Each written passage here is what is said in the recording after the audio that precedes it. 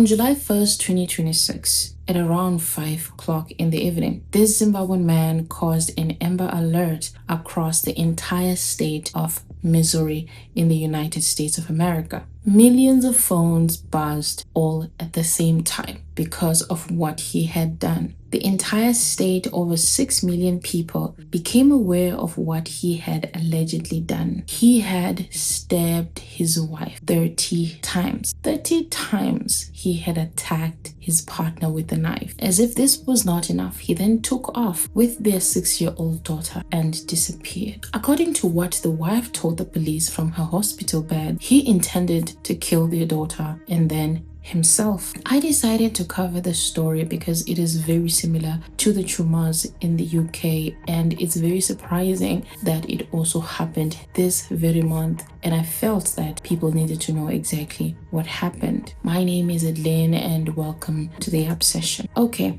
before we get into the story, we need to understand what the Amber Alert is. So if you've never been in America, here is what it is. It's like an emergency broadcast that hijacks your phone, your television, your radio, or even roadside billboards to alert you that a child is missing or has been kidnapped. So the police only initiate this when they believe that a child is in serious danger. And by alerting everyone that this child is missing, they improve the odds of actually finding the child, because everyone in that particular area is aware that a child that looks like this is missing, and this is the person that probably has the child. And the most beautiful thing about this is that you can't ignore it. Your phone screams about this whether you like it or not. Wouldn't that be a beautiful thing if that could happen in our own country? Because if it's a text message, people can choose to ignore it, or some people don't even open their text messages.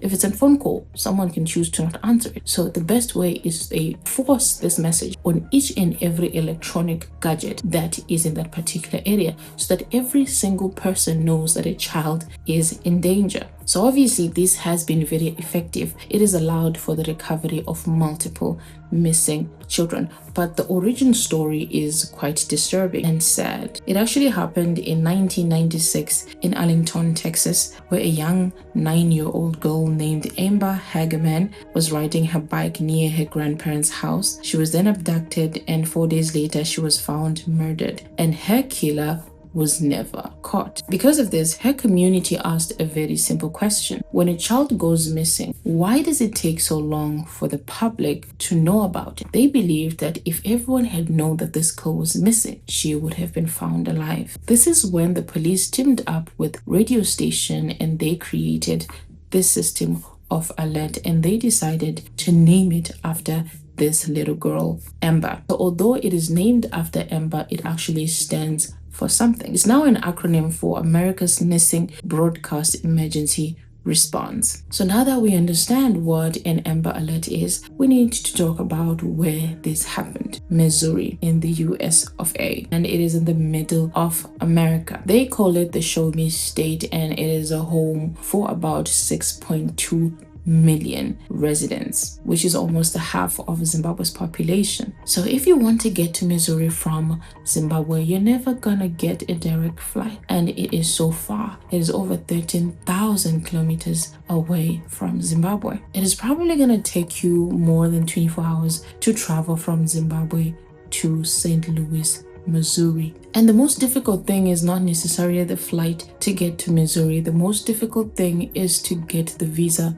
The odds of you getting a visa to visit America are really against you if you are a Zimbabwean. So imagine this man and his wife had managed to beat the odds and actually live in the US, something that majority of Zimbabweans can only dream of. This is something millions of Zimbabweans have prayed for. This is something millions of Zimbabweans have fasted for. They have received some anointing mantles just to be able to set their foot in America, and he was able to achieve that. But what went wrong? So his name is Mnyaradzi Chiturumani, and he is 36 years old this year. He is said to have lived in Bulawayo, which is the second biggest city right here in Zimbabwe. And then sometime he relocated to Rusape for work. And in the year 2019, he finally immigrated to the US. So I don't have much information about the specifics of their lives. I do not know when they got married. I don't know what they did for work. What we know from the court records is that this whole case was not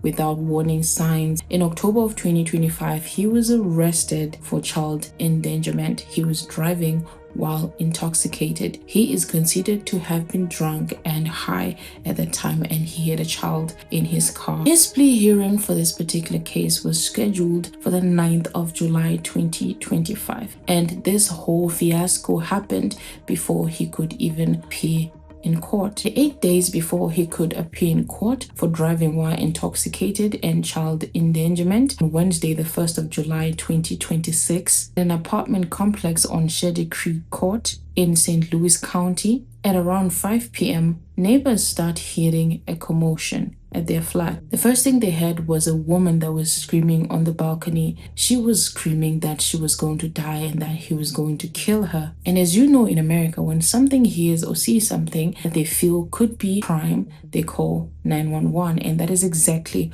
what multiple neighbors do on that particular evening. So the neighbors could not assist her for reasons that I do not know, but they waited for the police to arrive, and as soon as the police and the paramedics arrives, they found her on the balcony, and she had 30 stab wounds. She had been stabbed 30 times. And inside the apartment, police found 2 bloodied knives, and he was nowhere to be found. 30 stab wounds was able to tell the police that it was her husband that had stabbed her, and he had taken their 6-year-old daughter. And she believed that he wanted to kill their daughter and then kill himself too. And it was her words on that particular stretcher that triggered an Amber Alert in the entire state of 6.2 million people. Apparently, after the frenzied attack, he had driven off in a 2017 Ford Edge, and the entire state was looking for that particular car with a specific registration number. And after just a few hours, that particular 2017 Ford Edge was discovered. It was found abandoned, empty, and no father,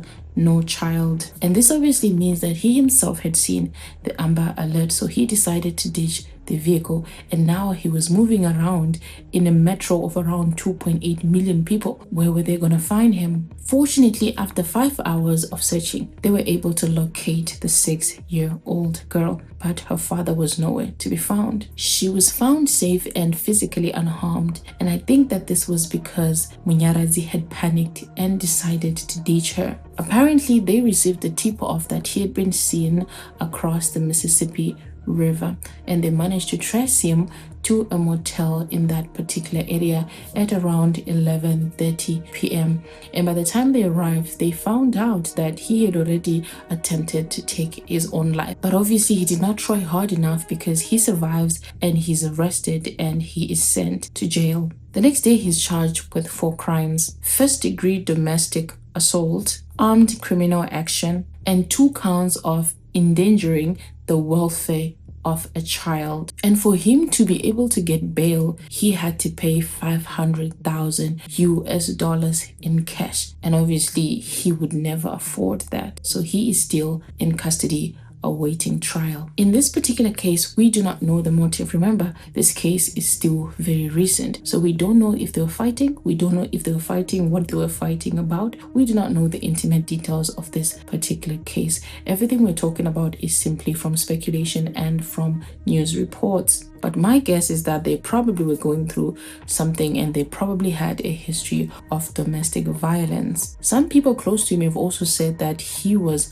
abusing drugs and abusing alcohol, so he was probably out of his mind when he decided to stab his wife 30 times. That is not the behavior of a normal human being. Like I said in the previous 2 videos, that the diaspora has an effect on people. That is exactly why people that move to the diaspora have a higher chance of getting divorced, because of the isolation trap. Let me be clear, domestic violence does not have a passport. It exists in every single culture on earth. It is not an exception that people in the diaspora can experience domestic violence, but being in the diaspora can amplify domestic violence because most of the times there are no mediators to talk it out with. In this particular case, I'm very happy that no one died. The wife survived and the child survived, but he is still facing upwards of 30 years in prison. I'm not quite sure what the process is if he is found guilty. I don't know if he's going to serve in America or he's going to be deported back to Zimbabwe. For me, it's very saddening that this person had literally escaped poverty from Zimbabwe and now he's going to spend decades in prison, all because he could not manage his emotions. Now, if it's true that he was abusing drugs and abusing alcohol, then it's a different case altogether. He probably was struggling to cope in a country that is very foreign to him, which is something that is very common. If you're someone that is in the diaspora that is failing to cope with the environment, it's very necessary for you to seek therapy or even couples counseling if you're constantly fighting with your spouse. I know my people, and I know majority of them are gonna say, oh, but we need to stop avoiding the fact that the diaspora has a negative effect on a lot of people. Their mental health can deteriorate and they need emotional support. Instead of us just blaming demons, blaming spirits, blaming witchcraft, let's talk about the practical things. Let's talk about how we can make life easier for our relatives that are living in the diaspora. He lived the American dream for 5 to 6 years. This is a life probably he dreamt about for decades, but unfortunately for him, because he could not manage his emotions, he is now sitting in a jail somewhere in St. Louis County, Missouri, in the United States of America, and he probably is gonna spend more than 30 years, 3 decades of his life. Remember, this man has only lived on earth for 3 decades, so he is going to spend as much time as he has lived on earth in jail, all because he could not manage his emotions and he could not control his temper. My name is Edlene and thank you so much for watching my video. See you in the next one. Ciao.